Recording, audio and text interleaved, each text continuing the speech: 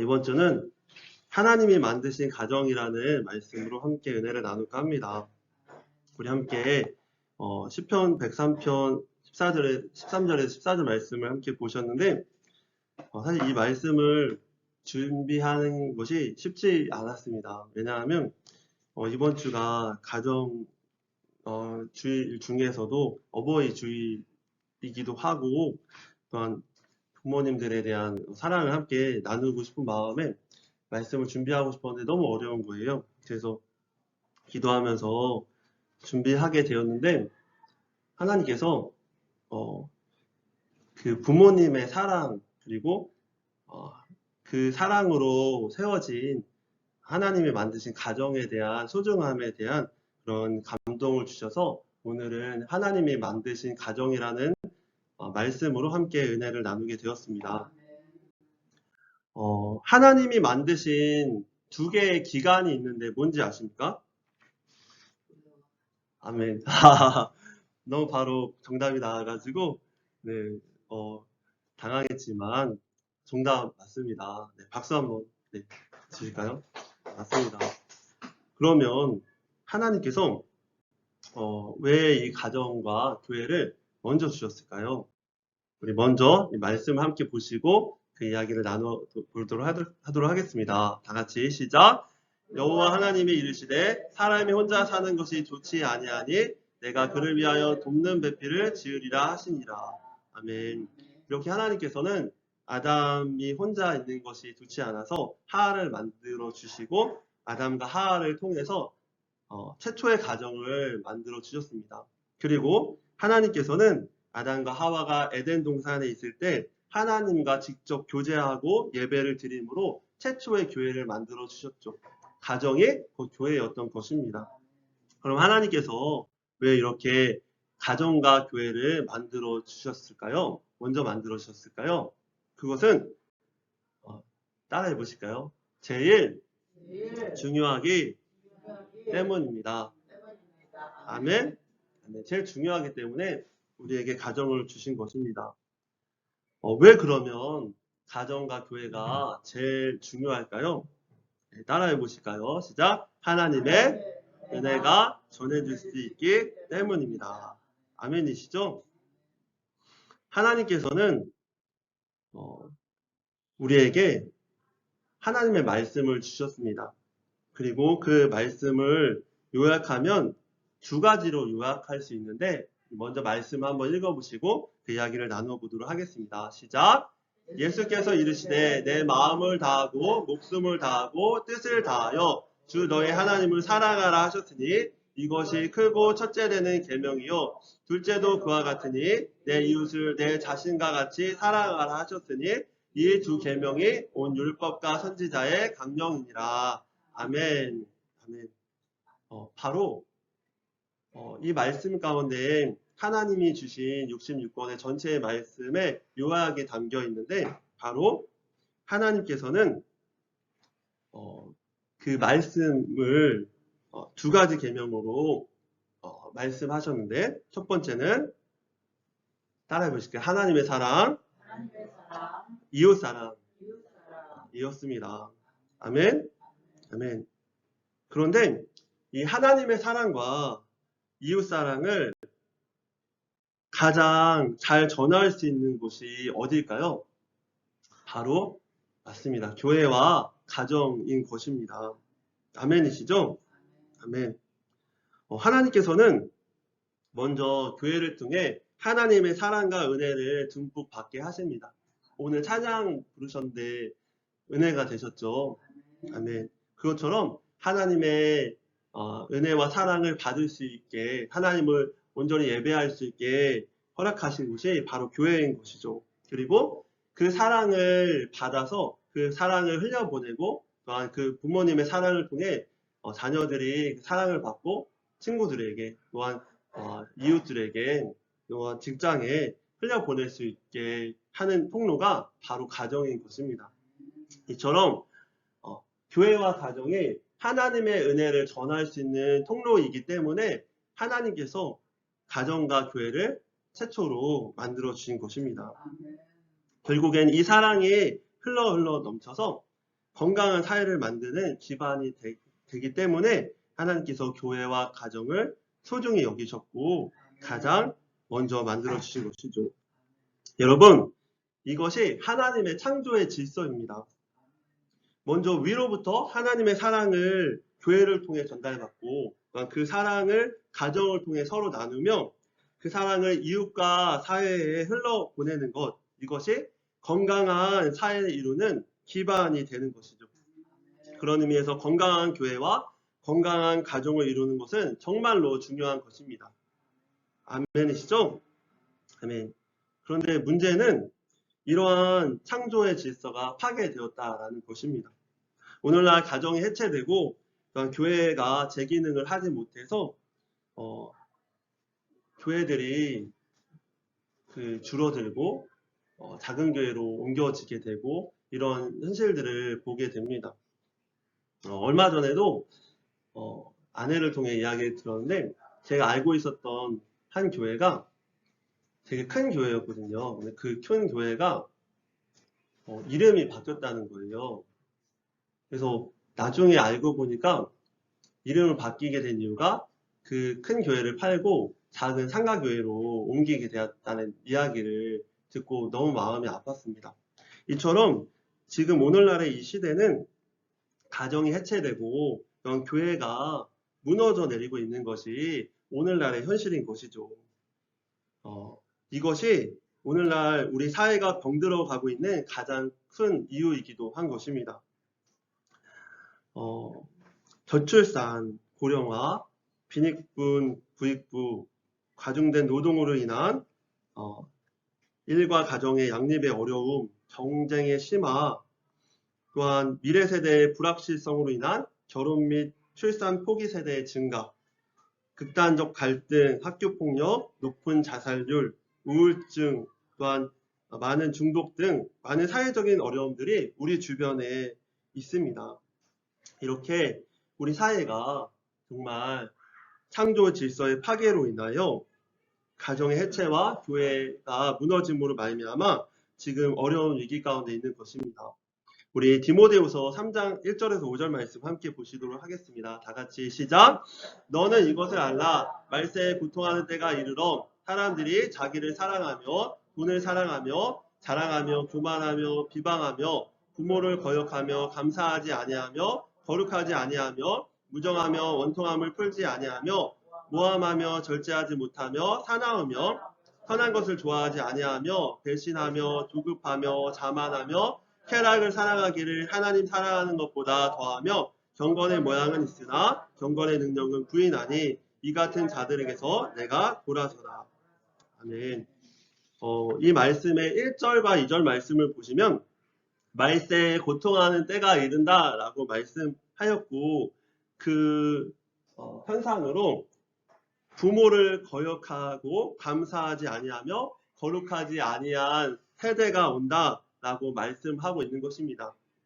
이번 주일이 어버이 주일인데 어버이를 공경하지 않고 부모를 거역하고 자신의 뜻이 더 옳게 권위가 상실되어지고 무너지는 시대가 바로 말세에 고통하는 때라고 말씀하는 것이죠. 이 말씀은 무슨 말씀일까요? 바로 부모를 거역하고 자기만 사랑하고 거룩하게 살지 않는 것이 바로 하나님이 기뻐하시는 뜻이 아니라는 말씀인 것입니다. 여러분, 우리가 부모님을 공경해야 합니다. 아멘이시죠? 그리고 가정을 바로 세워야 합니다. 교회를 바로 세워야 합니다. 그래야 우리에게 희망이 있기 때문입니다. 하나님의 창조의 질서에 맞게 이렇게 우리를 바로 세워나가야 우리 나라에 희망이 있는 것입니다. 이것이 사명입니다. 아멘. 하나님을 잘 섬기고 서로를 사랑하고 교회를 바로 세워서 가정을 바로 세우고 그 사랑으로 교회와 가정에서 받은 그 사랑으로 이웃을 섬기는 것이 바로 우리가 이 땅에서 해야 할 사명인 것입니다. 그런 의미에서 제가 예전에 새봄성경학교를 했을 때 말씀드렸던 것처럼 사실은 가정이 정말 중요하다고, 교회가 정말 중요하다고 말씀드렸던 이유가 바로 그것이 우리의 사명이기 때문인 것입니다. 가정이 행복한 것, 그리고 교회가 행복한 것이 우리의 사명이기 때문인 것입니다. 그때 우리 이웃들도 행복할 수 있고, 우리 나라와 우리 사회가 행복할 수 있을 줄 믿습니다. 여러분, 말세에 고통하는 때의 특징은 무엇입니까? 말세에 고통하는 때의 특징은 우리 따라해 보실까요? 첫 번째, 시작. 자기 자신만 사랑한다. 두 번째는 뭘까요? 두 번째, 시작. 우리 가족만 사랑한다. 세 번째는 뭘까요? 우리끼리만 사랑한다. 바로 이 세 가지의 특징이 있는데 무엇인지 아십니까? 바로 조건적 사랑인 것입니다. 나를 사랑하는 사람, 나를 사랑해줄 사람만 사랑하는 것이 바로 말세에 고통하는 때의 특징인 것입니다. 그럼 하나님의 사랑은 무엇일까요? 따라해 보시겠습니다. 시작. 무조건 사랑이다. 다시 한번 시작. 하나님의 사랑은 시작. 하나님의 사랑은 무조건적인 사랑이다. 또한 시작. 하나님의 사랑은 희생적인 사랑입니다. 아멘이십니까? 아멘. 세상의 사랑은 나만을 사랑하는 사람을 사랑하는 것, 나를 사랑해줄 사람만 사랑하는 것이라면 하나님의 사랑은 값없이 자신의 아들까지 주실 만큼 우리를 사랑하셨던 희생하신 무조건적인 사랑이셨다라는 것입니다. 여러분, 하나님의 사랑은 이처럼 세상의 사랑과는 정반대입니다. 그리고 이 하나님의 사랑을 닮은 사랑이 있습니다. 그것이 무엇이냐면 부모님의 사랑인 것입니다. 여러분, 그렇기에 하나님의 사랑과 부모님의 사랑으로 가정을 살려야, 또한 교회가 회복돼야 우리에게 희망과 미래가 있는 것입니다. 우리가 이 사랑으로 서로 사랑해서 우리나라의 희망을 전하는 우리 교회와 우리 가정이 다 되셨으면 좋겠습니다. 네. 하나님께서는 말씀하십니다. 다 같이 함께 하실까요? 시작! 너희가 노년에 이르기까지 내가 그리하겠고 백발이 되기까지 내가 너희를 품을 것이라. 내가 지었은즉 내가 업을 것이요 내가 품고 구하여 내리라. 아멘. 또 우리 예레미야 29장 11절에서 14절 말씀도 함께 합독하시겠습니다. 시작! 여호와의 말씀이니라. 너희를 향한 나의 생각을 내가 아나니 평안이요 재앙이 아니니라. 너희에게 미래와 희망을 주는 것이니라. 너희가 내게 부르짖으며 내게 와서 기도하면 내가 너희들의 기도를 들을 것이요 너희가 온 마음으로 나를 구하면 나를 찾을 것이요 나를 만나리라. 이것은 여호와의 말씀이니라. 나는 너희들을 만날 것이며 너희를 포로된 중에서 다시 돌아오게 하되 내가 쫓아 보내었던 나라들과 모든 곳에서 모아 사로잡혀 떠났던 그곳에서 돌아오게 하리라. 이것은 여호와의 말씀이니라. 아멘. 여러분, 이 예레미야의 말씀은, 이 예레미야가 이 말씀을 전했던 이 시대는 이스라엘 백성들이 죄로 인하여서 바벨론의 심판을 예고하셨던 그 시대입니다. 그리고 정말로 이 시대에 바벨론의 심판으로 이스라엘 백성들이 다 포로로 바벨론에 끌려가게 되죠. 마치 우리나라가 그 일본의 식민지가 되었던 것 같이 말입니다. 심판을 예언하셨던 그 말씀인 것입니다. 그런데 하나님께서는 그 심판에 대한 예레미야 전체의 말씀 가운데에서도 그 심판을 너네들의 죄로 인하여 너희가 심판을 받을 것이다. 너희가 벌을 받을 것이다. 라고 말씀하셨던 그 순간에서도 하나님께서는 이렇게 말씀하셨는데 우리 11절 말씀만 다시 함께 합독하시겠습니다. 시작! 여호와의 말씀이니라. 너희를 향한 나의 생각을 내가 아나니 평안이요 재앙이 아니니라. 너에게 미래와 희망을 주는 것이니라. 하나님께서는 심판의 말씀의 때에도 이스라엘 백성들에게 하나님의 사랑을 이야기하고 계셨던 것입니다. 여러분, 자식을 혼내는 것은 부모님의 본심이 아닐 것입니다. 왜냐하면 자식을 혼냈을 때 누가 더 아파요? 내가 더 아프잖아요. 그죠? 부모님이 더 아프잖아요. 마음이. 자식을 혼냈을 때 자식이 아파하는 모습을 보는 부모님의 마음이 더 찢어지듯이 아프듯이 그럼에도 자식을 훈계할 수 없는 이유는 자식이 그렇게 되지 않으면 바르게 되지 않을 거라고 생각하기 때문인 것입니다. 마찬가지로 하나님께서도 이렇게 우리를 징계하시고 심판하시고 혼을 내시는 이유는 하나님의 본심이 아닌 것입니다. 그리고 하나님께서는 그렇기에 이렇게 말씀하고 계신 것입니다. 하나님께서 이처럼 우리를 사랑하시기에 하나님의 창조 질서를 지켜라 라고 말씀하시는 것입니다. 하나님께서는 우리를 이처럼 사랑하시기에 그냥 두면 우리가 망하기 때문에 말씀대로 살라고 하시는 것입니다. 부모를 공경하는 것, 하나님을 경외하는 것, 하나님의 뜻대로 살라라고 하시는 이유는 바로 그것이 하나님의 질서로 인해 받을 수 있는 복과 은혜를 누릴 수 있는 방법이기 때문에 우리에게 복을 주시기 위하셔서 우리가 하나님의 말씀을 잘 지켜 하나님의 창조 질서로 살아가라고 말씀하시는 것입니다. 우리 창세기 12장 1절에서 2절 말씀 함께 보시도록 하겠습니다. 시작. 여호와께서 아브라함에게 이르시되 너는 너의 고향과 친척과 아버지의 집을 떠나 내가 내게 보여줄 땅으로 가라. 내가 너로 큰 민족을 이루고 내게 복을 주어 내 이름을 창대하게 하리니 너는 복이 될지라. 아멘. 여러분, 복을 주시는 분은 하나님이십니다. 아멘이시죠? 복을 주시는 분은 오직 유일하신 하나님 뿐이십니다. 아멘이시죠? 아멘. 우리 창세기 1장 27절에서 28절 말씀입니다. 다 같이 합독하시겠습니다. 시작. 하나님이 자기 형상 곧 하나님의 형상대로 사람을 창조하시되 남자와 여자를 창조하시고 하나님이 그들에게 복을 주시며 하나님이 그들에게 이르시되 생육하고 번성하여 땅에 충만하라. 땅을 정복하라. 바다의 물고기와 하늘의 새와 땅에 움직이는 모든 생물을 다스리라 하시니라. 아멘. 여러분, 이것이 하나님 아버지의 마음이신 것입니다.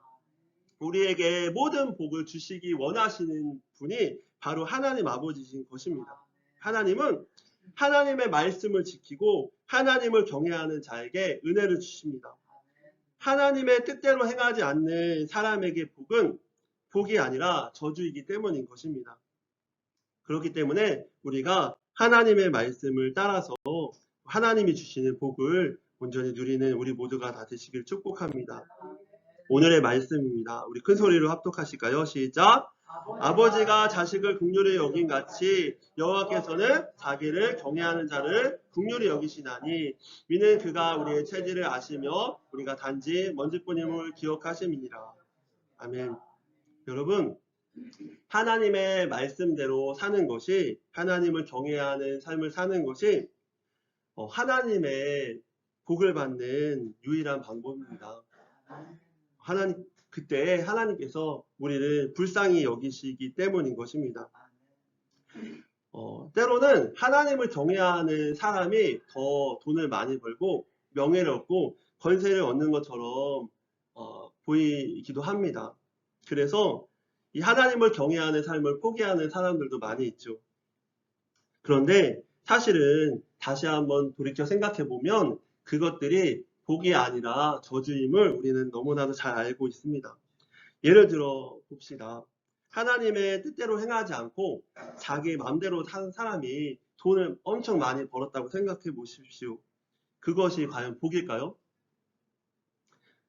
우리가 뉴스나 아니면은 신문들을 많이 볼 때에 돈을 많이 벌고 그냥 자신의 노력과 힘으로 돈을 번 게 아니라 정말 여러 가지 유행과 방법과 잘못된 방법으로 돈을 많이 벌었을 때 그 많이 벌은 돈을 가지고 흥청망청 허투루 잘못된 유흥을 위해 쓰는 경우를 많이 보지 않습니까? 그것은 그 돈을 통해서 죄를 짓는데 쓰는 것은 복이 아니라 저주인 것이죠.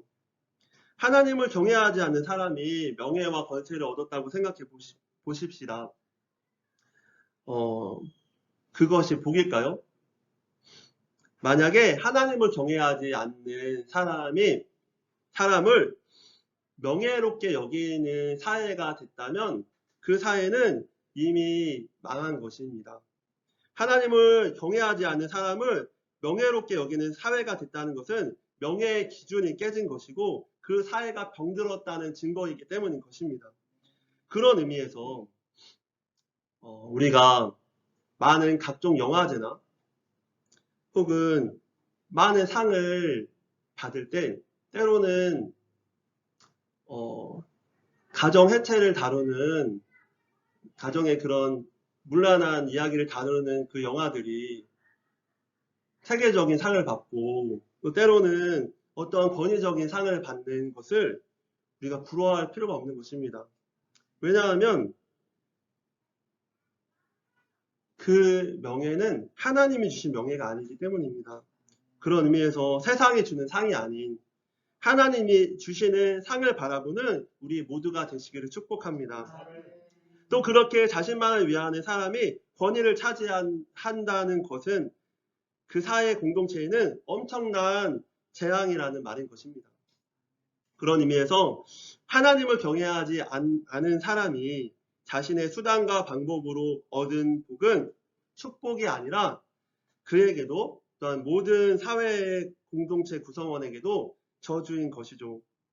그렇기 때문에 하나님께서는 훗날 그가 이룬 모든 것들을 거두어 가실 것입니다. 우리가 부자와 나사로의 이야기를 잘 알고 있지 않습니까? 부자는 사실 그 시대에 모든 명예와 부를 다 누린 사람이었습니다. 그런데 결국에 하나님께서는 하루아침에 그것을 다 거두어 가시고 천국에 갔을 때 결국엔 다 그것들을 인정하시지 않은 것들을 우리가 다 볼 수 있지 않습니까? 여러분, 오늘 말씀에서는 하나님께서는 아버지가 자녀를 불쌍히 여김같이 여호와를 경외하는 자들을 불쌍히 여기신다라고 말씀하고 있습니다. 그렇다면 여호와를 경외한다라는 것은 무엇일까요? 우리 다 같이 따라 하시겠습니다. 시작! 여호와를 경외한다는 것은 말씀대로 사는 것입니다. 아멘이시죠? 아멘.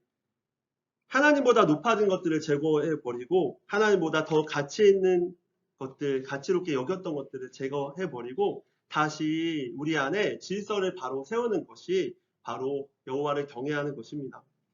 하나님을 최우선 순위로 두고 그 다음에 가정과 이웃과 사회 등 사람을 사랑하는 것을 그 다음에 순위로 두고 그 다음에 동물과 식물, 자연, 생물을 그 다음에 두고 물질은 가장 마지막에 하나님, 사람, 생명과 자연을 사랑하기 위한 도구로 여길 때 이 사회가 다시 회복될 수 있음을 믿습니다. 지구촌에 여러 나라들을 보면 하나님의 창조의 질서가 깨진 많은 현상들을 우리가 볼 수 있습니다. 멀리 인도를 보시면 인도에는 하나님이 사랑하시는 2024년도 기준으로 15억 명의 사람들이 살고 있게 되었다고 합니다. 작년에 비해서 1억 명이 더 늘어났대요. 그러니까 엄청나게 많은 하나님 사랑하시는 사람들이 생겨난 거죠. 얼마나 기쁜 일입니까? 그런데 그곳에는 각종 동물들을 신으로 섬기는 많은 사원들이 있습니다.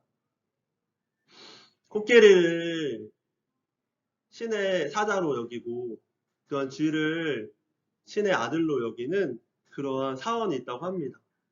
여기 보시면 쥐를 신의 아들로 여기는 그래서 쥐를 먹여 살리는 사원이 있는데 까르니마타 사원이라는 곳이 있는데 이곳에 쥐가 무려 2만 마리가 살고 있다고 합니다. 그 2만 마리의 쥐를 먹여 살리는 사원인 것이죠. 하나님의 사람들을 15억 명의 사람들을 살리고 먹여야 될 그러한 하나님의 창조의 질서가 깨지고 동물들을 신으로 여기는 그런 사회가 된 것입니다. 그리고 인도에는 카스트 제도를 통해서 브라만, 크샤트리아, 바이사, 수드라, 불가축 천민 등으로 서로 계급이 나눠져서 서로 사랑해야 할 사람들이 아래 계급의 사람들이 위의 계급의 사람들을 섬기는 고통을 받고 있는 것입니다. 바로 창조의 질서가 깨진 것이죠. 사실은 그런데 이것이 인도의 문제만이니까 사실은 보이는 카스트는 없지만 우리나라도 사실 같지 않나요? 우리가 때로는 허름해 보이시는 분들 또한 부족해 보이시는 분들을 정말로 우리와 같은 마음으로 사랑하였는지 우리가 되돌아보면 좋을 것 같습니다. 저에게 하는 말입니다. 여러분, 우리는 서로 사랑하도록 지음 받았습니다. 이것이 하나님의 창조의 질서인 것입니다. 성령 충만으로 회복되어 열매 맺는 교회라는 우리 교회의 표어가 있습니다. 이 표어의 말씀은 선교하는 교회라고 합니다. 무슨 말이냐면 성령 충만, 하나님의 사랑을 받아서 그 사랑을 나눠주는 삶이 하나님께서 우리에게 원하시는 사명이라는 것이죠. 여러분, 그런데 이렇게 우리 사회가 또 우리의 마음이 이렇게 병들어 있는 것입니다. 삶의 의미에 관한 주요 국가 설문조사라고 퓨리 서치 센터에서 2021년에 조사한 결과를 보면 우리나라만 보시면 유일하게 조사한 나라 중에 유일하게 우리나라만 물질의 풍요를 1순위로 여겼다고 합니다. 여러분, 이렇게 물질 만능주의, 가족보다 돈을, 사람보다 돈을 더 가치 있게 여기고 돈이면 다 되는 것처럼 여기는 것이 우리의 마음, 우리의 사회 안에 있는 것입니다. 하나님의 말씀보다 하나님의 말씀에서 가르치는 보이지 않는 사랑, 존경, 섬김의 가치들보다 그것들을 버리고 눈에 보이는 것들과 바꾸어 버리는 우리의 모습을 보게 되지 않습니까? 저에게 하는 말입니다. 여러분, 이렇게 오늘날 하나님이 창조하신 창조의 질서가 많이 무너져 내렸습니다. 여러분, 이것이 우리 사회가 무너져 내리고 있는 이유인 것입니다. 그렇기 때문에 다시 우리부터라도 저로부터 우리 모두가 하나님의 창조 질서를 회복해 나가는 우리 모두가 다 되었으면 좋겠습니다.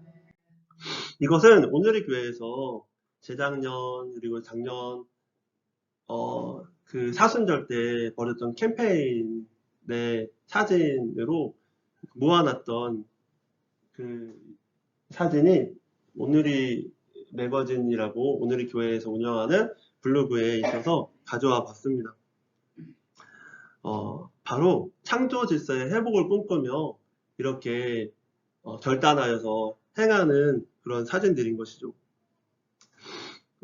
여기 보시면 아동학대, 낙태, 생명 존중, 헌혈 등 많은 이야기들이 이곳에 담겨 있습니다.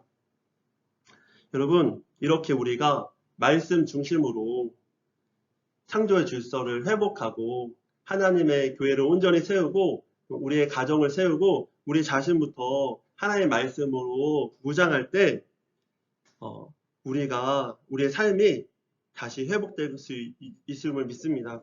그것이 유일한 우리의 가정과 우리의 회복의 방법임을 믿습니다. 여러분, 그런 의미에서 우리가 다시금 하나님의 말씀대로 돌아가 우리의 삶을 하나하나씩 다시 세워감으로 정말 하나님이 기뻐하시는 삶으로 축복의 삶으로 회복되는 우리와 우리 가정이 모두 다 되시기를 축복합니다. 하나님의 사랑과 이웃사랑, 하나님 경외와 부모 공경, 그리고 자녀 사랑, 이것은 우리가 교회를 세우고 가정을 세우고 또 이웃과 세상을 섬기며 세워갈 수 있는 방법입니다. 이것이 우리가 바르게 살아갈 수 있는 방법입니다.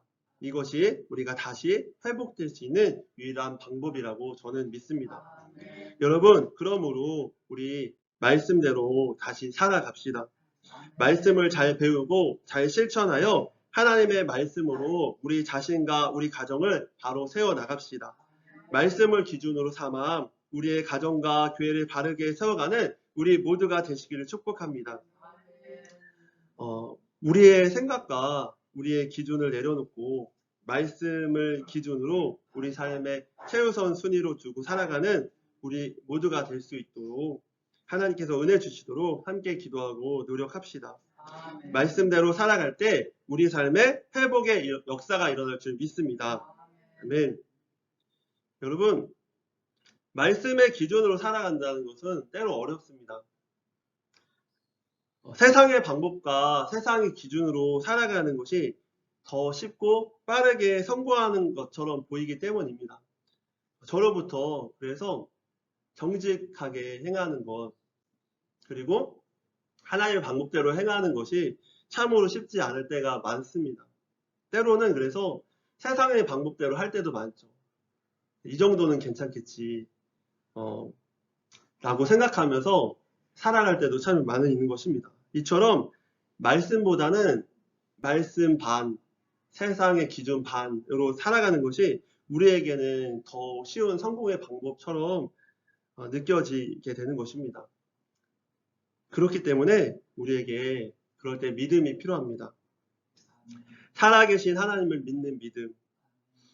그럼에도 불구하고 지금도 살아서 우리와 함께 계셔서 역사하고 계신 하나님을 믿는 믿음.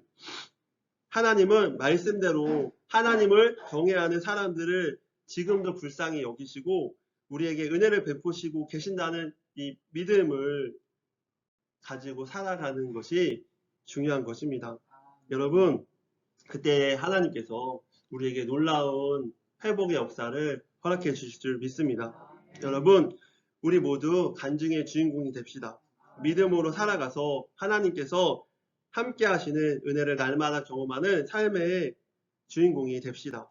그래서 더 많은 사람들에게 하나님의 사랑을 나누고 많은 사람들에게 하나님의 헤세드의 사랑을, 은혜를 누리고 전하여서 이 나라와 이 민족과 우리 주변의 많은 사람들을 살리는 도구로 기약이 쓰임받는 우리 모두가 되시길 축복합니다.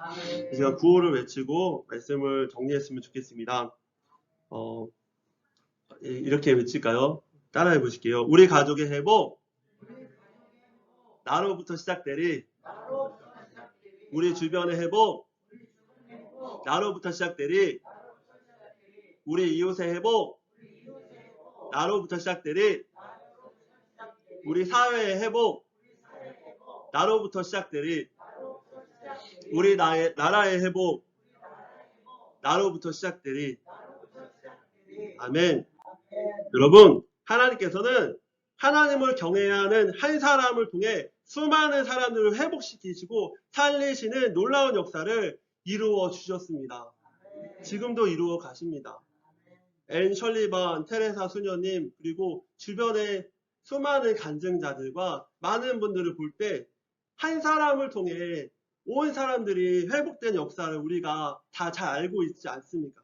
우리가 그런 의미로 내가 그 한 사람 되기 원합니다. 우리를 사용하여 주시옵소서 라고 간절히 구할 때 하나님께서 그 기도를 들으시고 하나님을 경외하는 우리를 통하여서 한 사람 한 사람을 통하여서 우리 가정이 회복되어지고 우리 직장이 회복되어지고 우리 온 이웃과 온 나라들이 회복되는 놀라운 기적의 역사가 우리를 통해 일어나게 될 줄 믿습니다.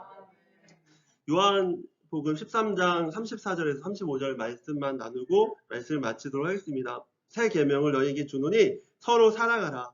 내가 너희를 사랑한 것 같이 너희도 서로 사랑하라. 너희가 서로 사랑하면 이로써 모든 사람이 너희가 내 제자인 줄 알리라. 우리 다 같이 기도하시겠습니다.